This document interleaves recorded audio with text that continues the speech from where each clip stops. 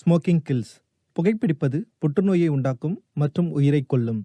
Liquor drinking is injurious to health. மது அருந்துதல் உடல்நலத்திற்கு கேடு விளைவிப்பதாகும்.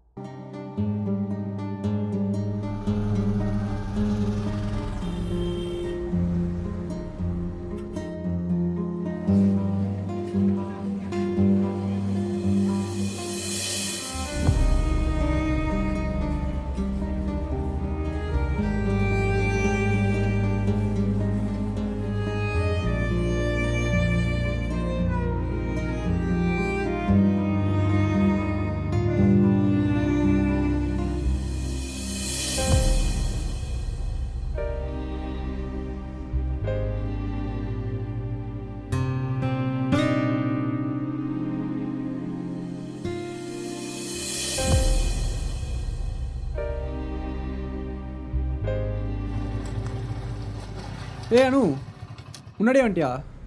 ஏன் கால் பண்ணவே இல்லை? அனு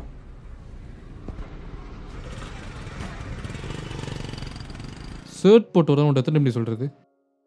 எனக்கு இதுதான் கம்ஃபர்டபுளாக இருக்குது. Don't keep finding faults with me. Okay,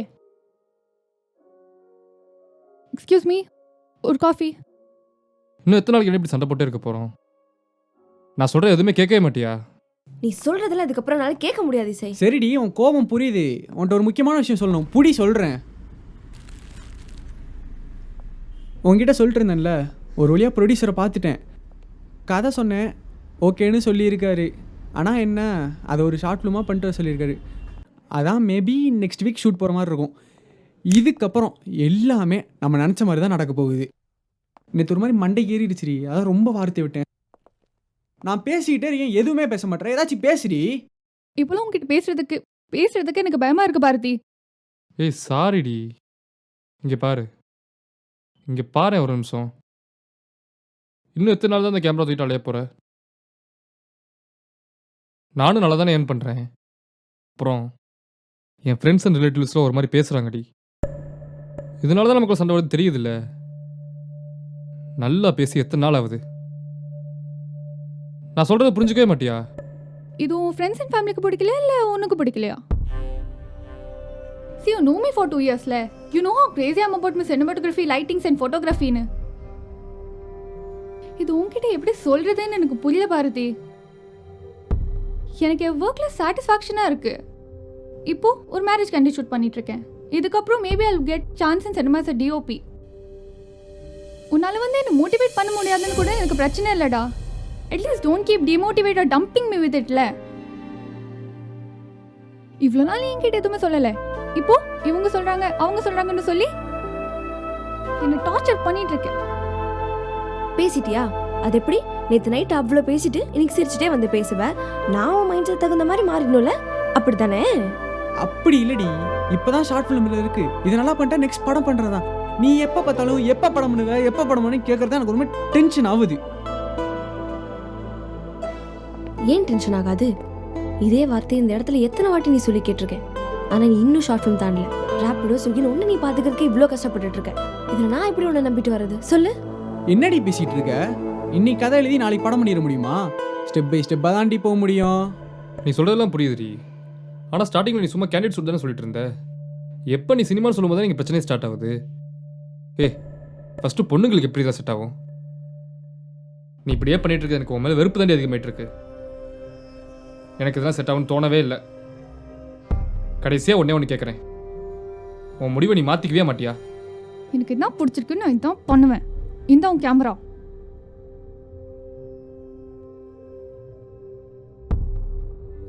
பார்க்குறேன்டி நீ என்ன பிடுங்குறன்னு.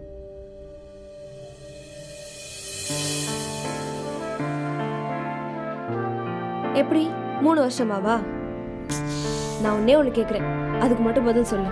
இது எல்லாத்தையும் நீ இப்போ விட்டுட்டு வேலை தேடினா கூட நீ நல்லா earn பண்ணுவ. முடியுமா உன்னால? சொல்லு. எனக்கு சினிமா மட்டும் தாண்டி வரும். தெரியும் நீ இதான் சொல்லுவேன்னு. எனக்கு உன் மேலே இருக்கிற நம்பிக்கையே போயிடுச்சு. நீ கடைசி வரைக்கும் ட்ரை மட்டும் தான் பண்ணிட்டு இருக்க போற. அனு அந்த ப்ரொடியூசர் ஷார்ட் ஃபிலிம்க்கு ஓகே சொன்னாலே படம் பண்ண மாதிரி.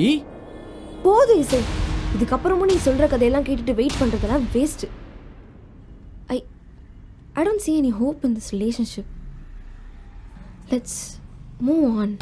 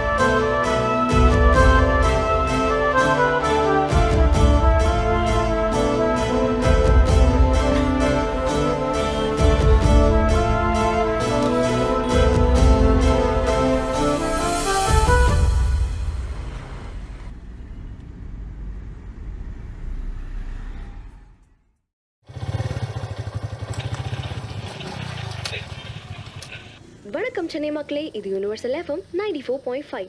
அடிக்கிற மலைக்கு ஆட்டுக்கால் பாயா குடிச்சா எப்படி செம்மையாக இருக்குமோ அதே மாதிரி சூப்பரான ஒரு விஷயத்தை கொண்டு வந்திருக்கேன். ஆஸ்திரேலியன் ரைட்டர் ரோண்டா பிரையன் எழுதின தி சீக்ரெட் புக்கில் இருக்கிற லா ஆஃப் அட்ராக்ஷன் பற்றி ஒரு சூப்பரான மேட்டர். அது என்னடா லா ஆஃப் அட்ராக்ஷன் அப்படின்னு பார்த்தீங்கன்னா, அதாவது ஒரே சிந்தனை கொண்ட மனிதர்கள் வெவ்வேறு இடத்துல இருந்தாலும் அவங்க சிந்தனை மூலமாக ஒன்று சேரலாம் அப்படின்னு சொன்னால் உங்களால் நம்ப முடியுமா? அது எப்படின்னு தானே கேட்குறீங்க. தொடர்ந்து இணைந்திருங்க. அடுத்தடுத்த பாடல்களுக்கு அப்புறம் சுவாரஸ்யமான விஷயம் காத்துட்ருக்கு. இது யுனிவர்சல் எஃப்எம் 94.5.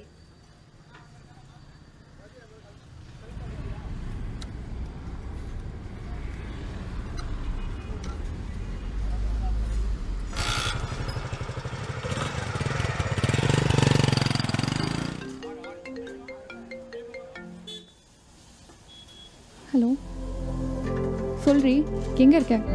எங்கடி இருக்க? என்ன எங்க இருக்க சொல்லு ஃபர்ஸ்ட். எங்க நுங்கம்பாக்கத்துல? சொல்றி. சூப்பர். என்ன பண்ணுவியோ தெரியாது. ஹாஃப் அன் ஹவர்ல யுனிவர்சல் கஃபே வந்துரு.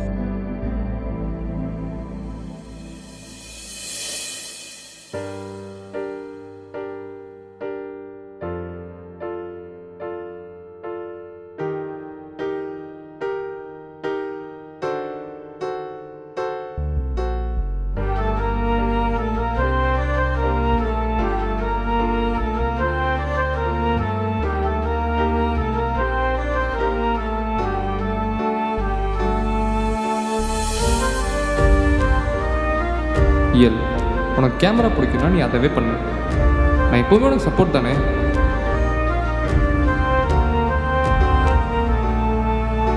இசை, நீ வேணா பாரு, ஒரு நாள் கண்டிப்பாக பெரிய டைரக்டராக வருவாடா.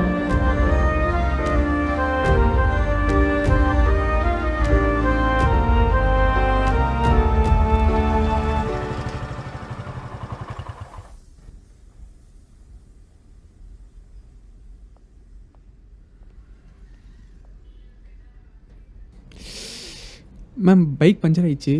நீங்கள் கேட்ட இடம் ஸ்ட்ரைட்டாக போய் ரைட்டில் தான் இருக்கும். போய்க்கிறீங்களா மேம்?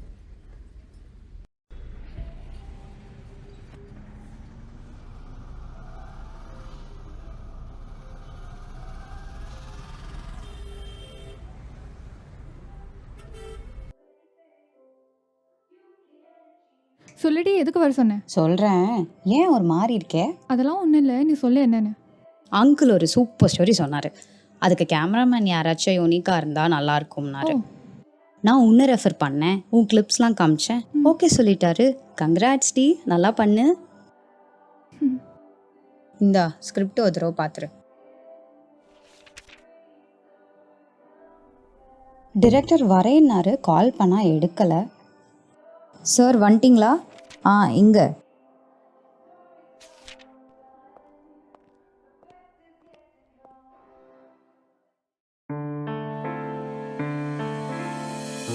அங்கிள் ஸ்கிரிப்ட் கொடுத்தாரு, படிச்சு பார்த்தேன், சூப்பரா இருந்துச்சு. டிஓபிக்கு ரெஃபர் பண்ணியிருந்தார்ல, அது இவங்க தான். தோ அங்கிள் தான் கூப்பிடுறாரு. நீங்க பேசிட்டு இருங்க, நான் வந்துடுறேன்.